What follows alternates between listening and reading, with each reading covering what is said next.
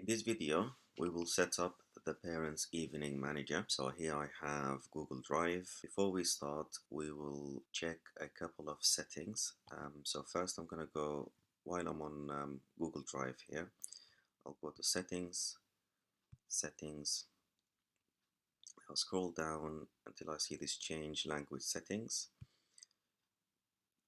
Okay. I'm going to make sure that this is correct. So here I'm in the United Kingdom.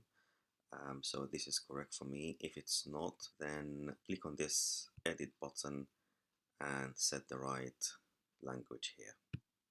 So the other setting we need to check is in the calendar. It's basically the time zone. Go to the calendar and we go to the settings. When it comes up, settings. Over here, I'm going to make sure that the language and region fields here are correct, and also the time zone. Okay, all right, so now back to the Google Drive. I'm going to make a new folder. I'm going to call it Parents Evening. Okay, so now I'm just going to add, and now I'm going to open the spreadsheet, which the link of which should be in the description below. Okay, so once we've got that open, the first thing I'm going to do, because you can see this says view only, we can't change this, so we need to make it our own, and we need to make a copy. You go to File, Make Copy. I'm going to give it the name Parents Evening Manager, and I will look for that folder that we've just created. So go to my drive, and then this is the folder that we made for it. So if you select that, okay, go back to the one that says view only. We don't need that anymore. So this is the spreadsheet that will control everything. So what we need to do, we need to go to Tools, Script Editor. We'll go to this library. It's called Parents Evening Library. Click on it. Click on this and choose the highest number we find. So at the moment it's 2. That's the version of the library. It's 2. Okay, so save that. Right, so what we need to do now is actually publish this spreadsheet. So what we'll do is initialize it. So if you go to spreadsheet.js, I'll make sure that initialize spreadsheet is selected from this list of functions, and then click run. This is going to ask me for some permissions. Okay, so advanced. Okay, so these are the permissions that the app needs to be able to do what it needs to do. Okay, so just quickly have a look at these permissions and allow. Okay, so now I've got that done. What this code has done is, first of all, if we go back here, we will see this new menu. It says Parent Evening and says Update Classes Sheets. We'll see what that does a little bit later. And then we need to deploy our app. So we go to Deploy on top, New Deployment. It's a new deployment. So we will just call it. Remember we had the library was version 2. That was the highest. So I'm going to call it library version 2. Every time we change the library, we'll make a new deployment and we give it the name or the version number here. Okay, so I'll make sure that the web app is executed as me. Okay, and who has access is anyone, and then deploy. Once we've done that, it will give us a URL. Okay, we copy that URL. Done. We don't need this anymore. And then where it says form URL, we will paste it here. Okay, right, let's see if it's working. So if we visit that URL,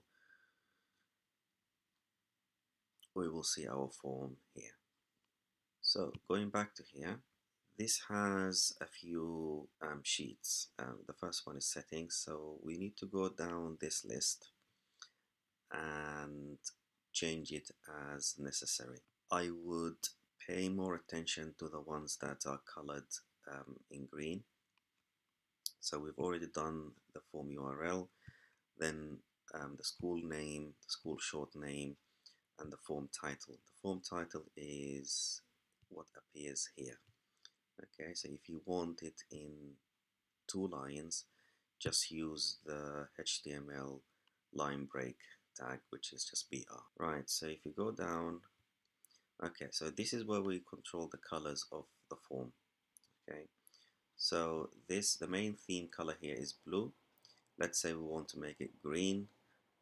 One way to do this, so the most important thing is that these color codes here. The color codes can be found either, you can go on this list or on this one here. Another way to do it is to just find the color codes from the spreadsheet here from Google Sheets. Okay, so I'm going to go here, select this one. This is just for visual so that I know which color that is. Okay, so I'll change the background color. Let's say it's green, so I'll change it to this one. Okay, then I'll go back to it again, go to custom, then I will see the color code here. Copy that and paste it here. Then I'm going to copy both these cells, copy, then go down each one that has a blue color and change it to green. Okay, right. This one should be a light green one, so I'll use this one here, light green. Go back again, custom, and then copy that code and paste it here. Now, if we go back and refresh, we will see that the color has changed to green. Okay, so if you notice the progress bar here, it has two colors, dark green and light green. The light green is this color here. That's why we need the light green one. Right, so going down, here we have the email that we will send out to confirm the appointment. Also, just go down this list and update it as necessary. So once we've done everything here, we'll go to the meeting types. Okay, so here we will list all the type of meetings that we will offer the parents. So here we have phone call, Zoom call, meet in person. I don't know, you can add Microsoft Teams call. And then on Monday to Sunday, we will decide when these types will be available. So for example, the teacher might be working from home on the Tuesday, for example, so they will not be able to offer a meet in person. Okay, basically we decide when these types are going to be available. If it's available, then we will use, we'll enter one, otherwise we will keep it empty. Okay, so let's say for example this is just Monday, Tuesday and Wednesday. Okay, we'll delete that. Okay, what we have here is what the admin team will decide for the whole school. Once we have generated the individual class spreadsheets, then the class teachers will be able to add or delete their own meeting types and when they're available or not. Okay, so we go to the students spreadsheet. Now here we will put a list of all the students and their classes. Okay, now you have a choice. As the admin, you will either do that here, so you will have a full list of the whole school students, or you will keep this empty, and once the classes spreadsheets have been generated, each teacher will be able to add their own student names. We'll see how that's done a little bit later as well. Meeting schedule. So here we will also add the times, the dates and the times available. Okay, and once we generate the classes sheets, the teachers will be able to update this. Right, so now we go to the classes. Here we will add all the classes that we have in school. Okay, and here we will add all the teachers' email addresses. Okay, so for reception, I will get the email address for the teacher and perhaps the assistant. So this will say, so teacher email at gmail.com. It has to be a Gmail account. Okay, comma, so this is a comma separated list, comma, assistant email at gmail.com. Okay, so what this will do, it will, once the sheets are generated, the spreadsheets are generated, they will be automatically shared with these two emails. Okay, and then what will happen is when these teacher and assistant log on to their Google Drive, they can go to this shared with me. Okay, and then they will have a list of all the shared files here. Okay, once we've done that, let me just delete that for now. Okay, so what we'll do is we go to parents evening and update classes sheets. This will take some time, and then if we go back to my drive, Google Drive, so we will see that on the same folder a new folder has been created called classes. If we go into that folder, we will see spreadsheets have been generated for each class. Okay, so that's done. All the classes have their own spreadsheet now, and these spreadsheets will be shared with the accounts that we add here. These are the URLs for these spreadsheets. Okay, so if I want to go into, let's say, the year 2, hover over this and then just click on that, and this is what the teacher of year 2 will see. They have a brief description of what they need to do here. Okay, so what they will have to do is go to the meeting types. Here they will see the meeting types that have already been set up by the admin team. Okay, they can add another type here, or they can remove. They can say I'm not going to do like a Zoom call, whatever. And then they will also add, so for Zoom call, for example, they will add their own link that will be shared with the parents. Okay, right, so they will go to the students. If the admin team have decided to add the students in the admin spreadsheet here, the students will be automatically generated for each class.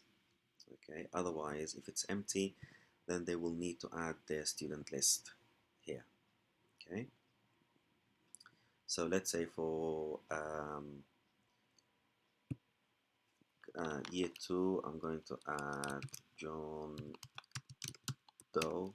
I'm going to add another one, let's say Emily, I don't know, Jones, and that's it. Okay, right, so now if we go to the actual form, maybe we need to refresh.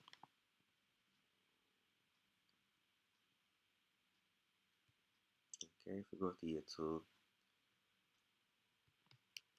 okay, so you will see a list of the available names as someone is as the parent is typing.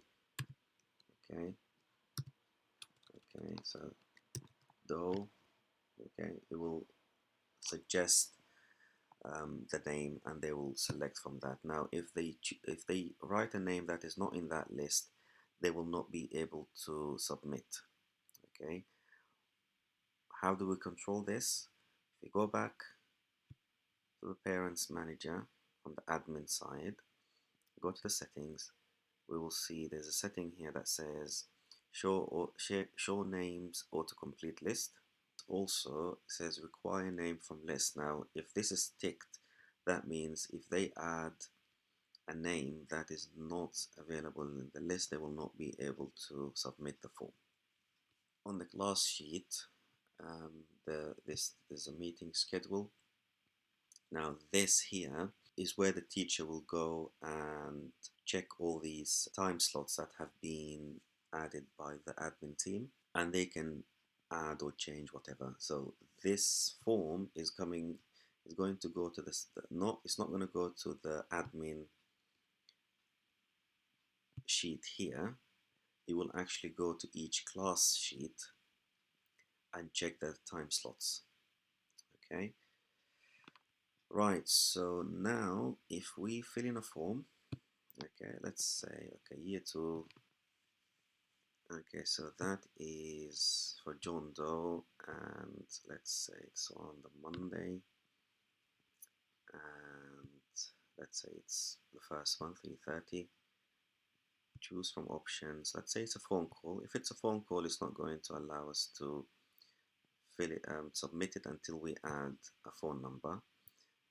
Let's say it's a meet in person, so that should be fine. Once it's been submitted, they'll get a confirmation message here. Okay, and they will also get an email. So if we go to gmail.com,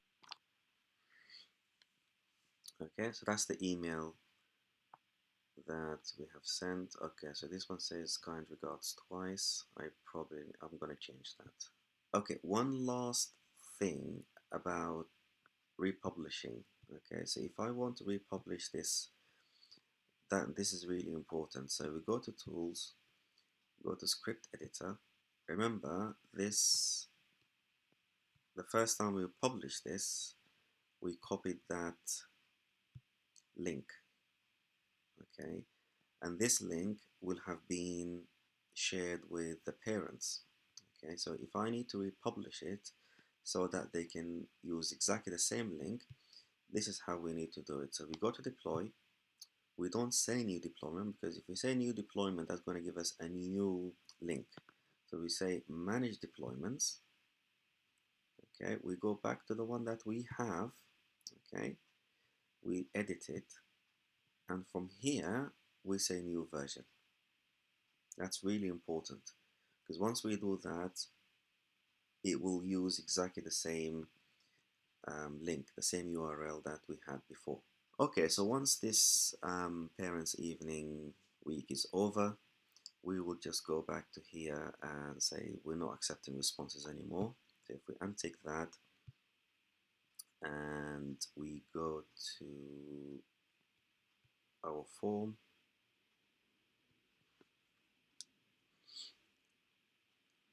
okay, this is it.